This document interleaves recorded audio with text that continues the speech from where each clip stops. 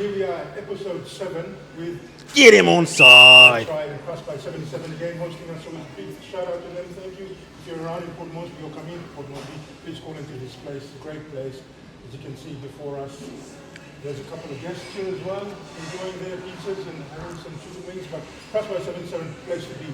And they're hosting us again for another episode of Get 'em On Side. A couple of things to talk about tonight, but firstly I'd like to say thank you to the man on my left here, to your right, Benton. Thank you very much. It's episode 7 and it's your number, isn't it? Yeah, 100% 7. That's right. DEM.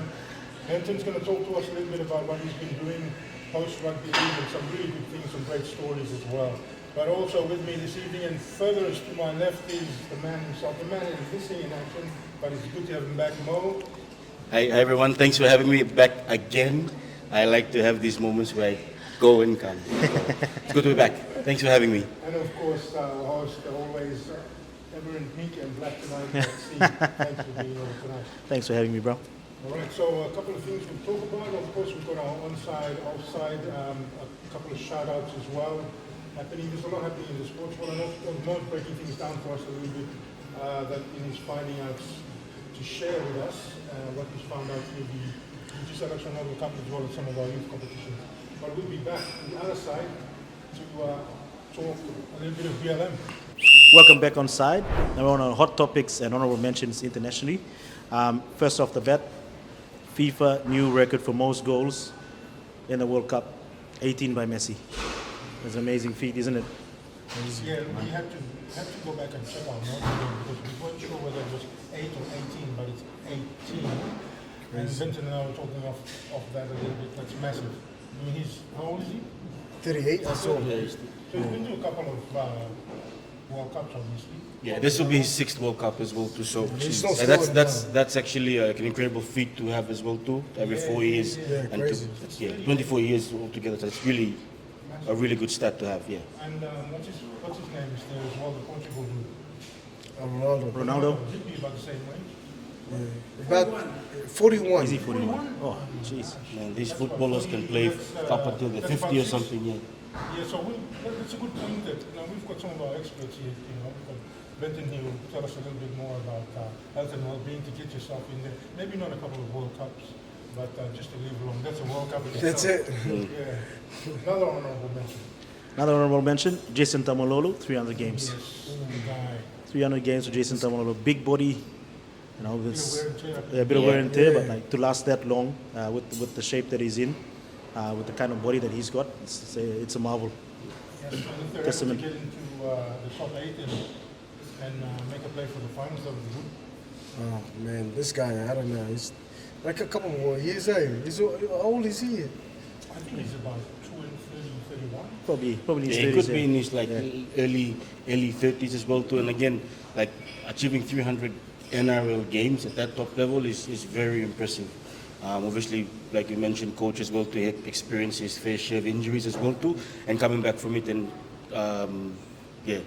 being able to achieve that, I think really big achievement for him and his family as well too. Yeah, over 10 years, 10-year contract, and then winding that down also with 300. So big feat for him. It's crazy. Now we got Benny Hunt signing on for another season that makes his 20th season in the NRL. 20 seasons now in the NRL, Wow. Benny Hunt. So good on your Doza. Wow. Yeah, wow. And he's got another contract, so that would probably take him to 21, or would that be 20? That'll be his 20th now. 20th season in the 20th NRL. season. Obviously, it's, apart from being a physical thing, it's a mental one. Oh, yeah, it is. And, It is. You've got to be prepared mentally to prepare your body, so Oh, that's an man. honorable mention. Oh, Yeah.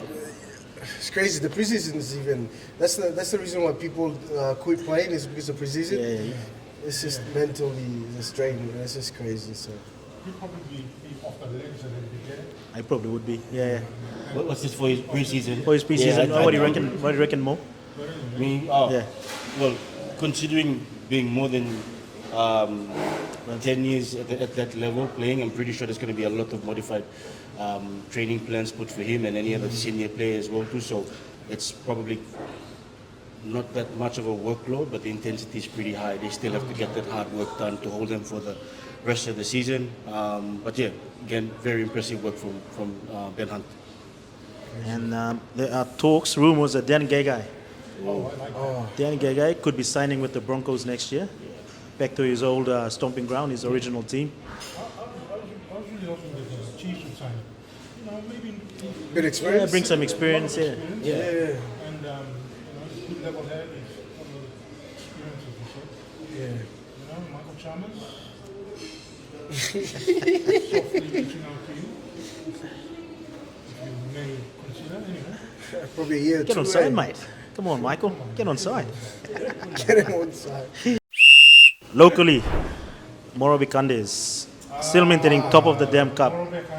Yeah, I think it has to do with the high performance. You know, yeah, yeah. 100%. Definitely It's high with the performance, staff, without yeah. a doubt. I would They say are where they you are reckon? because of how well. Performance coach, I think I mentioned Yeah? this, they had 14 weeks, unheard of by any DEM Cup teams, from my experience. Yeah. I mean, maybe the line is back in, back then, but now 14 weeks and, they're reaping the rewards, for sure.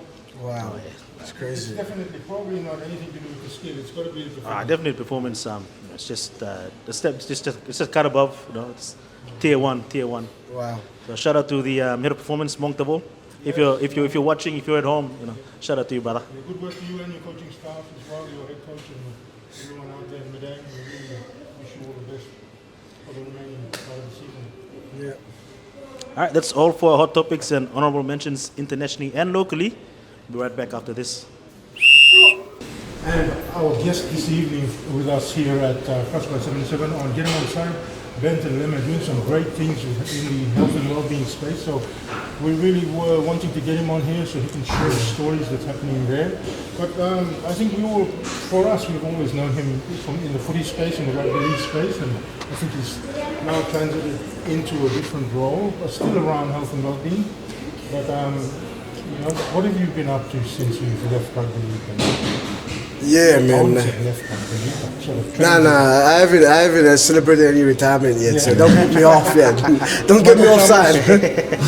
Michael Chalmers, you go on. Yeah, I might be doing my return back. Now that's still in the loop, so I haven't discussed any retirement yet. So You won't be having a pizza and chicken wings tonight. I can't say anything right now in front of the camera, but nah, man. Lots been happening after my transition from rugby league to health and well-being, and now it's been like a struggle. Just trying to figure out, when I wanted to decide to jump into health and well-being, I just wanted to figure out what I really wanted to do, and I think just starting off as like a personal trainer and trying to help people to focus more on the losing weight, because a lot of people want to lose weight, but the part where most of my clients are female, so I'm focusing more on in terms of female, working with clients, especially women, and helping them to lose a bit of weight. But yeah, it's just been transitioning into more into holistic lifestyle now, so more into that, looking after the body, not just through training, but more dieting, stress management, and also recovery and stuff. Yeah. Awesome. So, when did you find that this is the path for you? I mean, it's an important thing for us to also, because what we talk about a lot here, and we want to push also, is that you have something to do after your sporting career. If you played sport all your life and you don't quite have a paper in something or whatever it is, there's some interest that you have. When did you find that this is the one for me? Health and well-being, staying fit, encouraging people, mentoring people. Yeah, that's a good one. When I came back here 2004, really came back, didn't know what to do actually, wanted to just focus and play rugby and see, what actually was going to work for me coming back. But it all started COVID back in Sydney. I was stuck in Sydney and just didn't, gym was closed and everything was closed, and the journey started off.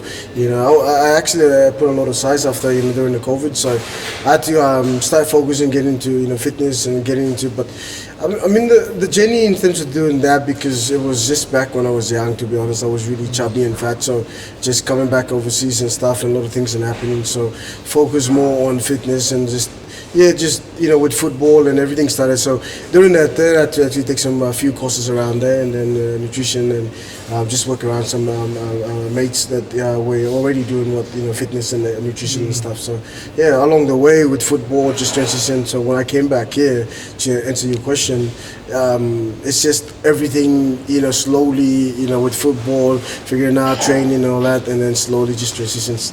Yeah, man, I really cannot put a pin down to tell you how it actually happened, but it just happened. It just organically happens. I understand that. Yeah. I love that. Organically. Hey, don't worry, I'm full of words. No, but honestly, obviously we follow you a little bit on your socials and the things that you've done. I had some really great stories of some of your clients who've, it's a hard thing to do to make the decision, but they've made that decision. And I think I've been following you in the journey that one of your clients has gone through, and there's a few now, and it's really rewarding seeing the sacrifice that they. How was it first for you when you got your first client and you had to plan around achieving her goal? Yeah, well, I mean, the first working with the lady Moria Kalpa, she's the one now. Great job. Yeah, shout out to Moria Kalpa. Without her, this wouldn't actually start blooming out. So, but yeah, no, when she came, she actually. I'm happy to share this as well. She wants me to share this, but when she came and joined the program, she was overweight. Now, she had got nearly to her knees, halfway to her waist, so you can see it. She carried a lot of gut, right? A lot of belly fat. A lot of people, a lot of people follow her stuff as well. And through her journey, she was already, exercising, break a sweat, ladies, group session. And I think she done it for 2.5 years or 3 years. And I think she was struggling with still her weight. And I think she only lost around 9 kilos in the last 3 years doing that, like 5 sessions a week. So when she came on, I didn't see her body figure when it was the first time we met. Like, I saw it and I was like, oh, what the hell? Like, she came because she wanted to. She said, if she called me, we met up, and then she said, if you don't help me in the next 12 weeks, I'm going to Thailand to do a gastric bypass. Yeah, right. She was gonna make her stomach small so that she wanted to lose weight, but there was a lot of complication at the end, which she was going to sacrifice doing that. But yeah, that was a huge challenge, to be honest. And but now looking back, I'm really happy that she came, because it was a big challenge that I didn't know how to tackle this. I didn't know how to just working with mates, and then as a coming with the background as a football, my mind was like, far out, do I have to train her like a football player or something? You know what I'm saying? but I mean, in the day, like, I was doing a lot of research at the back, and I was really, so I didn't actually just, go in and just, I train you. I was like doing a lot of research at the back end, and then also transition coming over to actually do this. I had really spent a lot of time reading medical books and overseas, and spending time working with mates, and spending time attending conference and health stuff and all that. So at the background and overseas, but yeah, I just trusted. To be honest, I just trusted what back yourself. Myself and what I could have done to actually help her, because she needed the help. And yeah, I wouldn't want someone to go to the surgery after this, and it was all me. So, but I don't know, when something happened in the time, and she said, "I'll give you 12 weeks," and I said, just like confidently, I said, "Give me 10 weeks." Well. And that, the story came along that, after doing session for the last 3 years with Breakers with, they're phenomenal people anyway doing that. I just came in, but when she lost 9 kilos. Some things work for some people. Yeah. So.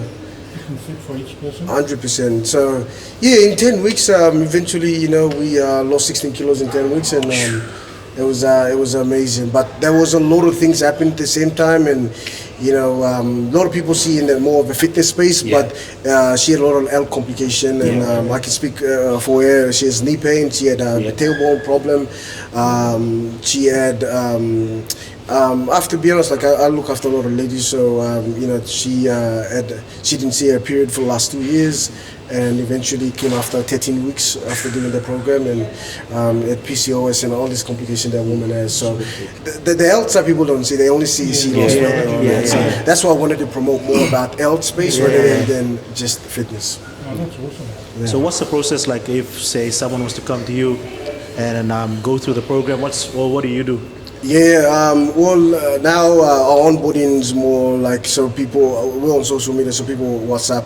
when people are serious, they send a message. We send a few questions along the way just to see just their name, their age, their goals, what they're doing in terms of professions, and just gotta understand them more. It gives us a bit of background on it. That doesn't take 2 minutes because we know sometimes text can be a lot of effort, so we don't get people to do that much. The goal is to get them on board as soon as possible. Get them on side. So get them on side.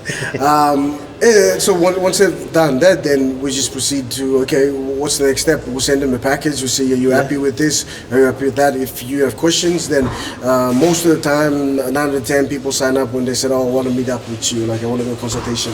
So they come on site, and then we just talk about that. Once they're happy with that, with the package they want to sign, we have a 30-day program and also a 12-week program. So the 30 days without no exercise is just more focus on the health space and do more of an issue with the blood testings and stuff. So we also partner with CPL as well. CPL runs on laboratory testings as well.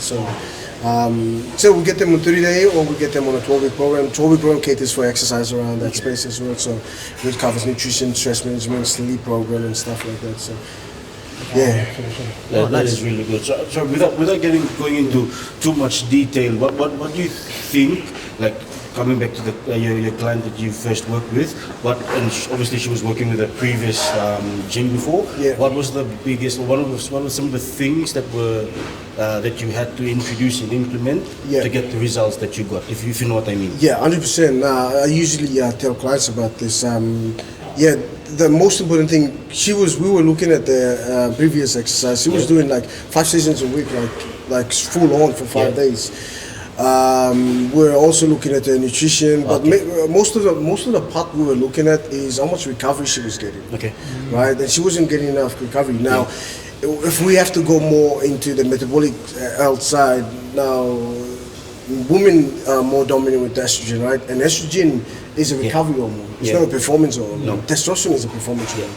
So what we did, to answer your question, is we slowed the exercise program down. So she was doing 5 sessions. We told her to start with 2 sessions a week. Yeah.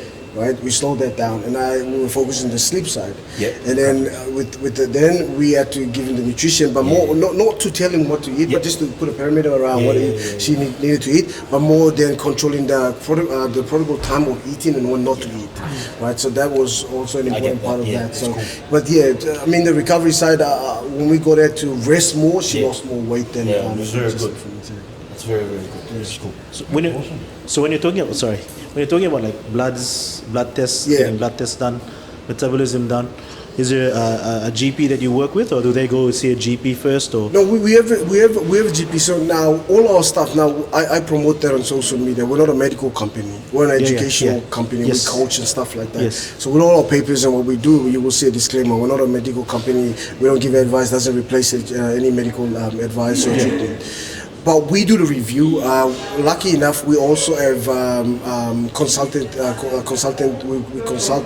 So CPL is already there. We have a GP with CPL as well. But we also have an exercise scientist, one in New Zealand, one in Sydney, and a nutrition scientist as well. So they help set up the program as well when we need. So I just send it in and they just approve that. But most of the reviews is just what we're educating and pushing forward, just to really add a little bit of what you're saying, is the general function blood test is when you go to a doctor, right? Do you go and tell a doctor, GP, hey, tell me about my weight at night? Do you need to tell them, ask you? You don't, right? You just check your weight at night, because it doesn't. So the general function blood test, around the world, you don't need a GP. You don't really need a GP. Yes. You can know it yourself. It's a general, and you need to be educated to know. Okay, this is the reference marker. My sugar is level. I gotta bring it back. So our goal as we're running the program as well, we're putting our programs designed to educate people so that they do it themselves. Our goal is when you come to us, we want to make sure that you don't come back to us again. So we don't want. So that's what we're saying about the medical company. While they give you a fish in terms of medication, you come back get a fish. We teach you how to fish. Yeah. Because we want to promote health and give the opportunity to people to live healthier longer without any assistance or crutch, you would say. That's brilliant. That's brilliant. Man, we could go for more than that. Are we allowed to? Really good information coming from Benton. And I think, obviously, like and follow his page. He's doing a lot of great stuff. Obviously, there's a great story of his first client, Monica. It's kudos and credit to Monica. It's it's making a stance in your life and wanting to be changing yourself for the better, and everybody has their why, you know. And I've also seen a couple of stories from some of your male clients as well. That's just for me, that's just mind blowing. And I think now understanding also the science behind it, that you put in a lot of research and knowledge to getting to where you are, and you know, you're sharing here this evening. I think we're really blessed. And I hope that, you know, whoever's liking and sharing this as well, you get out there, like and share what Benton's doing. And Benton, if you want to give a plug on anything, we're happy to, you know, support you here at DEM Onside. Yeah. Well, I mean, to be honest, what we're really actually doing in terms of building this is to actually what we figure out is really lifestyle disease is actually serious. Like as much as we are in our 20s, we can get away with this in our 30s, but trust me, when you come to an age where you realize that health is going to be important, you want to look at your blood markers. You want to look at those indicators that actually move the needle for you to move and become healthier or unhealthier. Every decision we're making, putting food in our mouth or exercising or not exercise, you know, sleeping right or not sleeping right, is a decision away from being healthier or becoming unhealthier. So to be honest, I think the common denominator across everyone, as a human, as long as you're a human being, sitting up there or sitting at the bottom, you know that you're gonna die, right? But the chances if you want to die earlier or you want to die, not die earlier, it's up to you to decide. So I'm not trying to scare anyone here, but I'm saying, right? No, that's absolutely, you know, I think decisions and choices are made up to everyone, so love it, man. We hope to get you back on again and, you know, share some more stories and any new learnings that you find out. We're happy to. This can be a platform also. Man, I'm really I was looking forward to actually come on this one. This is really good what you guys are doing. Honest, hats of you guys to actually put this, and the person behind the camera as well. Honestly, this is something to come out and express yourself. Man, this is something that if I wasn't doing if I was actually wanted to do a podcast, then it would be that one. But that's okay. So this is it. So as you said, you know, we want to get people on side so you can get everyone else on side with what you're doing. So that's what DEM Onside is about. And thanks for being on. We'll have you on the show just to, you know, there's a lot of footy things, you know, we know you've been around the footy scene for a little bit, and we'll be talking a lot about other sports. So thanks for that, Benton. Wishing you all the best with that and hope to get you back on side soon. We'll take a big break and we'll be blah. Welcome back on side. Our chosen talking point for tonight, Morobe Kande is maintaining top of the ladder for the DEM Cup 2026. You know, is it too early to predict the top 4 finish? Before we continue with this discussion, I just want to make the clarity here. It's not the Morobe Kandes. Not the Morobe Kandes. No, it's not. It's the Morobe. It's the Kandes Rugby League Club. Yeah, okay. That's it. Yeah. And I'm pretty sure they had a performance for the Kandes. We can confirm that. Right? Yes or no? Yes. Right. That's just the name clarity there. So this is probably a onside offside one, but why are they as such when they came in as Morobe Kande? I mean, when they made the bid, it was Morobe Kande. Yeah. What was the change there? I think from my understanding, it was that when they first come in to the competition, they were the Morobe Kandes, yes. But then because they relocated and they're based now in Medang and playing out of Medang, and their home stadium is based in Medang, they've had to drop it, I believe, drop the name, and just be with Kandes Rugby League Club. So it's rebrand. Okay, thank you. That's the word. Yeah, the branding guy. You're the man. Yeah. Onside or offside? What was the question there? What was the question for onside offside? No, we're not there. No. I'm jumping the gun a bit here. It's an inside joke. Terrible. So they joke around when I'm not here. Okay. Are we on onside offside yet? No, but Well, we're going to fit into auto wherever you are. But what are your thoughts on, like, is it too early to predict the top 4 finish? What do you think, Benny? I have to be. Were you with before you left? Well, I started with Wigman and then went off to Vipers and then I came back to Wigman. Yeah, so I was only paying attention with Wigman, but I mean I've been hearing Candice rugby league team being top in the ladder. But I've been, really be pissed off with some performance with the Wigmans. To be honest, I feel like they could have done it better. But what's the story here? From what you know about the Wigman?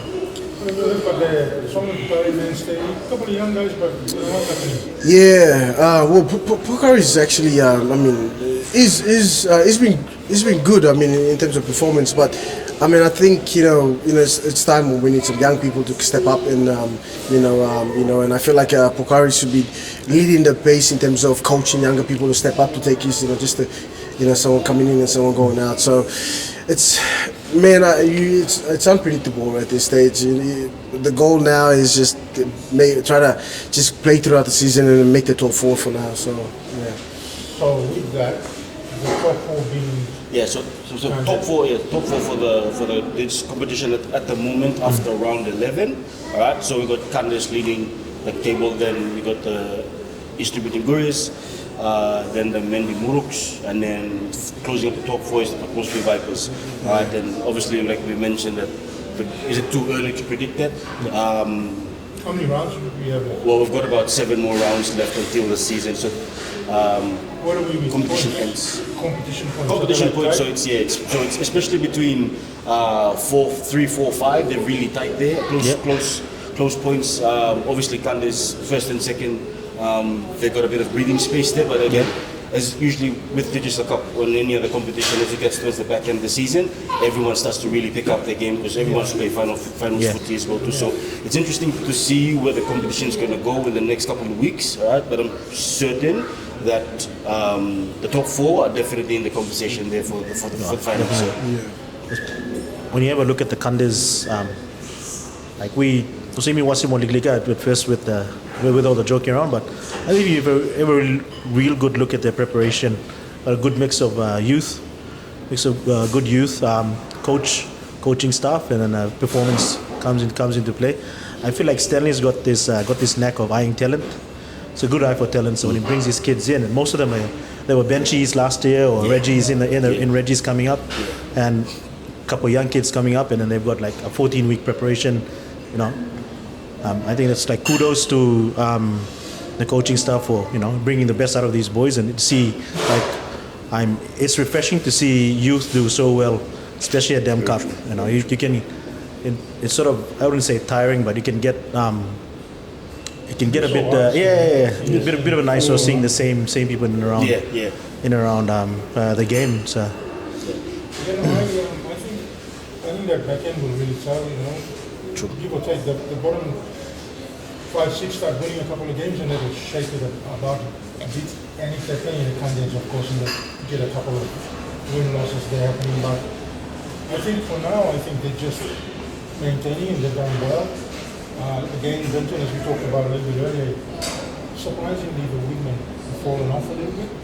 I think I'd love to see them go back also and do a little bit of work through their pathways. Yeah, 100%. We've got leagues happening there like Koba and Tari as well, and having their school program and their pathways, getting the young kids from Inhela province coming out as well. As you said, the transition is on now, and we've got to start moving players along and find other roles. Yeah, well, I mean, not just the Wigman, I mean, the other teams as well. I feel like, the Chiefs is coming, right? The PNG Chiefs is coming, and we're gonna start now rolling our back end in terms of what's our academy look like? How we're gonna filter this out?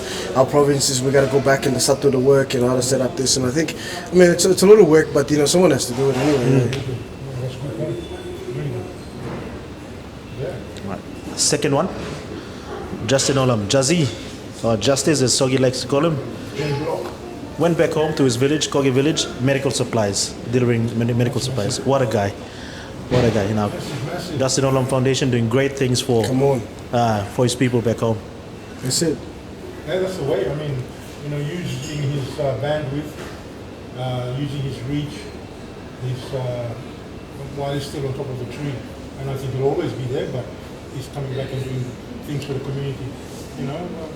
As people say, always, what's the government doing us, but what can we do for ourselves? Yeah, come on. He's in a position to do that, so we don't even.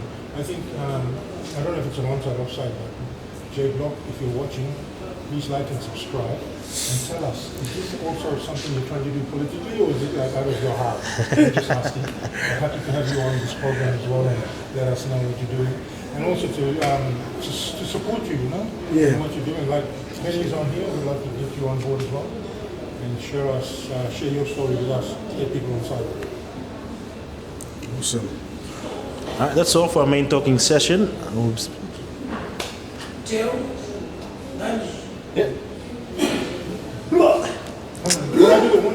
We'll be back after this. Welcome back Onside. This is the your conscious speaking. All right, onside or offside questions of the day. Are you onside or are you offside? Should games outside, should Digicel Exxonmobil Cup games outside of Port Moresby be broadcasted? Can I get my mic back? I'm definitely on side with that. I think with the competition starting to get a bit more, the quality of the game getting a lot more better now. Okay, I think broadcasting the game should start to happen. Obviously, there's going to be a fair bit of cost involved in that. I don't know what it's going to look like, but definitely on side with that particular statement there. What about you guys? Yeah, same. I mean, definitely should be on site as well. I mean, just yeah. I mean, why not? Why should we broadcast in Moresby and then not? I want to see my people back in Enga, you know, watching them play. I might see my people at the crowd. House line. A good call. I go offside for just one reason. I worked with TV1 last year in the commentary. Logistics wise and just like technically, it's going to be a bit difficult to move stuff into other provinces, set them up. It takes a couple of days just to have a good setup. So I need to have equipment that's weather resistant, storm resistant, all that stuff. So I'd like to be on side with it, but just like at the moment right now, in terms of what we have with resources offside, just for now. Yeah. I'm on side. The broadcasters, the broadcasting agreements, sponsorships, whatever it is, has to now expand to cater for it. We've got, as you said, the product is there. We're in the time where the game needs. Maybe it's not all the centers. Maybe it's Kokopo, Mount Hagen, Baroka, Wabe. Maybe those are the four. And maybe it means that they need to reach out. They've got to have the OB trucks or whatever it is that cost them. And the game's getting to that space where I feel like if you talk a little bit about the Chiefs is coming. The Chiefs is the wider umbrella. But we've also got to protect our local content, which is the Digicel Exxonmobil Cup, as well as our Academies. Yeah, I didn't have any pizza, but I'm joking. So we're gonna have. It's got to be in the next negotiation, whatever that looks like. Sponsorship, broadcasting, massive. I mean, NRL is on a bigger scale. They're looking towards a 4-point-something billion contract. Crazy. I think. Crazy. I think our current broadcasters need to, or the owners of the game need to take it to the next meeting and say this has to be part and parcel of what we want to see. Because people in Port Moresby want to see the team playing up in there. Yeah. And any team want to see their team playing in Kokopo. True. We are now at that point in time that it has to be done. Open it up. Broadcast money is involved. There's a lot more that can be made from it. So, yes, I agree somewhat, but I'm more so, come on, get him on the side. What are you doing? Come on, people. Start broadcasting from outside. Otherwise, we have to get this cool. Come on. If the league can get criticized, if the game can get criticized for not bringing the standard up, then others might have to get criticized as well for bringing the standard up. I might just start a podcast company or something and just do it myself. Hey, Digicel, send us a DM. Come on, get us. Can we get you on side? Get on side. All right, next question. Local companies should offer brand deals to individual players. Or you Undertaker? Yeah, the table on the other side. Yeah, right. You don't have to be on camera. You can just yell out if you're onside or offside. Well, I don't know. Now we just got backs. Yeah, we got people just yelling, no, we've got something to say. Probably I might jump in and start with this one. I think it'd definitely be onside with this one. Obviously, it's going to be great for the company, for the brand. But more importantly, there's going to be some like additional rewards for the players as well to be involved in this as well too. And I'm not too sure. I can't confirm this, but I'm pretty sure this sort of happens as well too at the Digicel Cup. And with some of the players that work in the elite level as well too, they've got their own brands and arrangement with companies that bring them in to do their promotional stuff. So I mean, definitely on side with it. I don't see why there shouldn't be an opportunity for the players to make some extra coin, if you know what I mean. Yeah. Yeah, on side with that one. I think players have earned the right to, be approached for those sort of opportunities. At the same time, like if you're a player of high caliber, you're one of our tier 1 players, you have to be approachable as well. You have to be like, you don't have to be media trained, but you have to be one of those guys that's Media training. Media training. Yeah. Good point. No, many.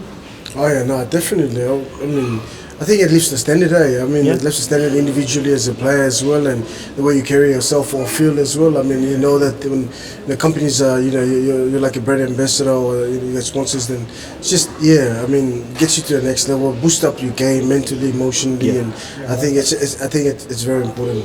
Yeah, no, I totally agree with all of you. I think it's at that time when despite the Chiefs coming in a lot, we've got people who are marketable, and you've got the Villa Halos, the Hunters, and your up-and-coming young fellows like Buai, and then you've got a couple of players who are coming through as well. Academy guys, maybe not so much academy boys, but at couple level you've got your stalwarts who've been around, like again, Solomon Pukares, and you've got some of the other guys, the winner from Benjamin. Benjamin from Brewers. Chris Benjamin. They're guys. I'm just using a couple of examples there. I'd love for our local companies to get on board, even the big ones. Yeah. Like your Cokes and even some of the energy. Mining. Oh, definitely, I would like to sponsor a player as well to put the. For me, it's all about awareness and education. So probably wear merchandise and stuff like that, and probably pay them every 3 weeks or something, and give them an incentive and just boost them up a bit. Yeah. Didn't you sponsor a local club as well? All of Flies, about is in the process. All of Flies. Benton's just made an offer. If you align with some of his goals and values, reach out to me. Reach out. I'm happy to sponsor. Come on. Send Benton a DM. Get him on side. Get him on side. All right, question number 3. All Digicel Exxonmobil Cup clubs should cover medical expenses for their players. I think it's already happening. I think that's part of their contract. I think clubs do take care of their players. I think on anything that happens in the field space for playing and that, I think that's covered. Travel and that's covered by insurance. Yeah. Through the agreement with the PNG. I think I'm not sure about the intricacies of outside training, happens of training, and between. Maybe that's a point of. No, anything that happens in training, the clubs usually take care of that one. Yeah. All right, number 4. The last question. Bit of a no-brainer, I think. I'm not sure. I'll leave it on the table. Should Buai be a banned substance for any athlete in PNG? So like covering all codes. I think Kambang yang banned Asada. It's already banned. Lime, you can't take lime on game day. So apparently, if you can get Buai one time Kambang, it's a stimulant. So it's already banned. It's already banned substance. To keep themselves away. That's what they say. It's like coffee. I mean, those people that use the tube, I don't know. Awesome. No, but true. I mean, I guess everyone has a vice. Mine used to be. I used to chew it, but now it's coffee. Yeah, and if we're talking about players, I mean, I'll be on side on this one because I mean now if you're really serious about getting to the next level and playing, if you're really serious about career and getting to PNG Chiefs and stuff like that, you should be really like making your own personal goals and restrictions about saying, oh, I'm not going to take those personal goals to get to the next level, right? Those are little sacrifices that get you to the next level. But I mean, I think it's common sense. I mean, as an athlete, I mean, you would want to stop this because if you're going to play and also promote to younger people coming up there, like you have to be an ambassador to it. So I mean, for me, I'm not just talking inside of health, but I'm actually pushing this should be banned. Like if you're an athlete, you really want to play and get to the top. Like I'm not going to be investing in you as a sponsor if you're taking a bit or not. Like you're wasting. Like what are you know what I'm saying? So I would, so if you didn't DM me, make sure you don't chip it, right? Because I'm not going to promote that. But and that's something serious that players and athletes and younger ones going up has to think about this. So that's a good point. and parents should be pushing for that. If you want your kids to be playing for Chiefs, you should be telling your kids not to chip it, right? No, that's good. Yeah. Very good. What was that? Me? I'm definitely, what's the word? Onside with it. Onside. Is that better? I'm definitely on side with that. Like for me, like what performance benefits do you get from chewing Buai? Like that's the first question I would ask it. It obviously stains your teeth and it makes you look very unprofessional.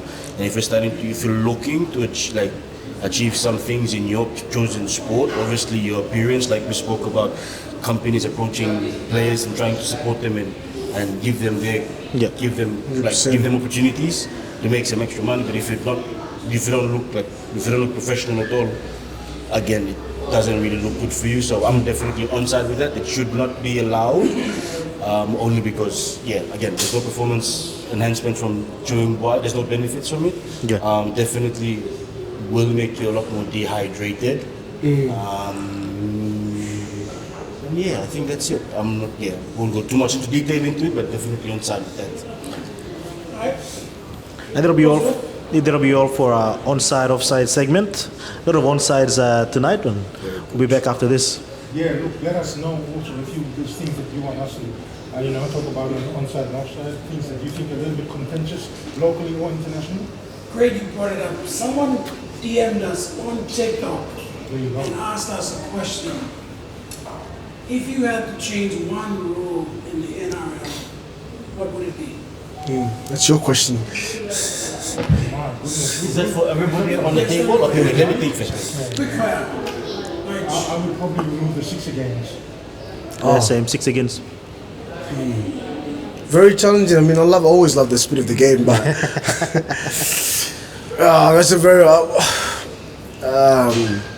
I wouldn't remove 6 against. I mean, I wouldn't remove 6 again. What would it change? What would you change?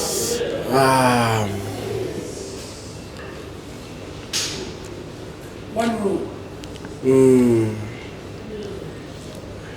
Very challenging. I think. What do you think? Probably for me, I'm going to look at limiting the intervention of the bunker during play. That's one thing I would look at. But then my question to both of you on this side is, why would you want to remove the 6 again? Yeah, that's a good question, Why? man. It's unnecessary. All right. Yeah. It's unnecessary. If it's a penalty, you call a penalty. That's it. Yeah, but so the reason, for me, my understanding from the reason behind the 6 again rule being introduced is to speed up the game. All right, but then because the game's going to go faster, it brings fatigue into the game, if you know what I mean. That's just the conditions of the game that I feel. I mean, you're right, and I think we talked a little bit about it before. 6 again, the wear and tear on players. Yeah. I think there's a lot more. Yeah. Yep, It agreed. changes, obviously, there's some decisions where you just got to make a decision. Yeah. You give a penalty, you send somebody off or whatever. But I think sometimes it just, whatever.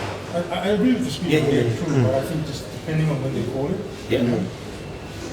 I don't know if that makes sense, but what do you think? Yeah, and I get it. It could be early in the tackle count and you go 6 again, or it could be late in the tackle count and you go 6 again as well. One thing it does do is test your metal. I mean, it really tests it to see. It definitely 100%, 100%. defensive line, especially here. So, 6 again?